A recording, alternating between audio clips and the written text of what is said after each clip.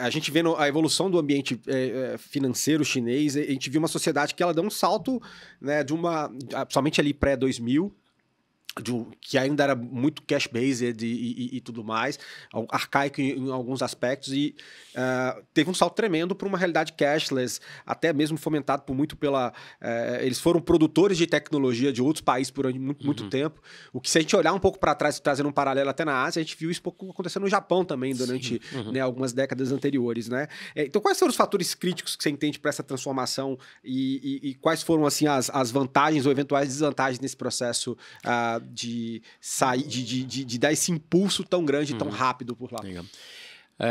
A primeira vez que eu fui para a China, de fato, com o olhar e com capacidade de entender as coisas, em 95.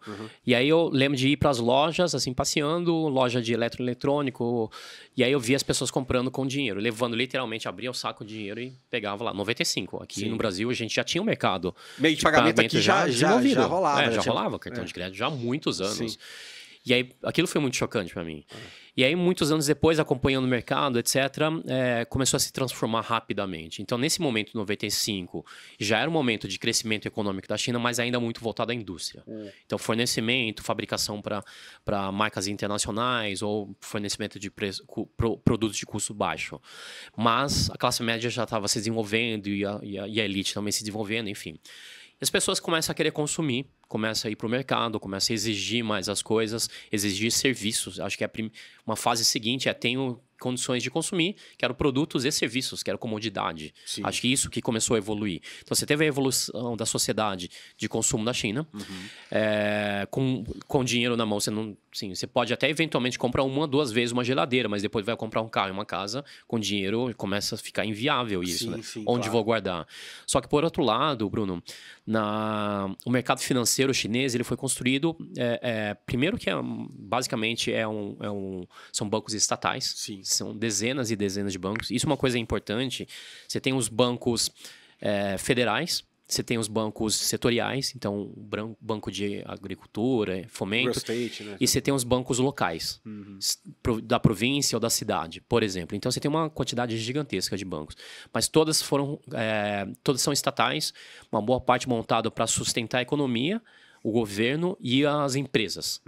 No máximo a empresa média. Então, dificilmente uma pequena empresa ou um usuário, um consumidor, tinha acesso a serviços de boa qualidade.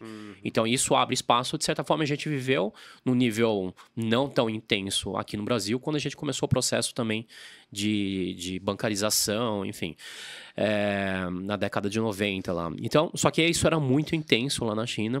E aí, então você tinha, de certa forma, para o mercado de consumo, para o usuário, B2C, tinha papel em branco. Sim. As pessoas tinham conta em banco porque precisavam, mas se ela não precisasse, ela nem teria. Sim. Porque o serviço era precário. E aí, juntando todo esse processo, melhoria, a falta de serviços bancários, surgimento da internet, empresas de tecnologia, empreendedorismo. Então, criou-se chamo assim, do momento perfeito, né? Perfect Storm. Perfect Storm, né? Tempestade perfeita, porque a gente juntou todos os fatores. Sim. Então, muitas vezes as pessoas perguntam, até quando a gente pensa no Vale do Silício também. Sim. Todas as condições que tiveram no Vale do Silício, a gente vai lá e olha, tenta replicar, não vai existir. A própria China, eu acho que ela não vai reproduzir o que ela fez agora, porque são momentos e condições e tudo mais. E talvez a China não tivesse feito isso, nem o Vale, se não tivesse todas as condições lá, mesmo sendo o próprio país. Então, você teve isso, e o que a gente chama de salto de tecnologia também, então as pessoas não tinham vínculo com o banco, não é vínculo, mas fidelidade.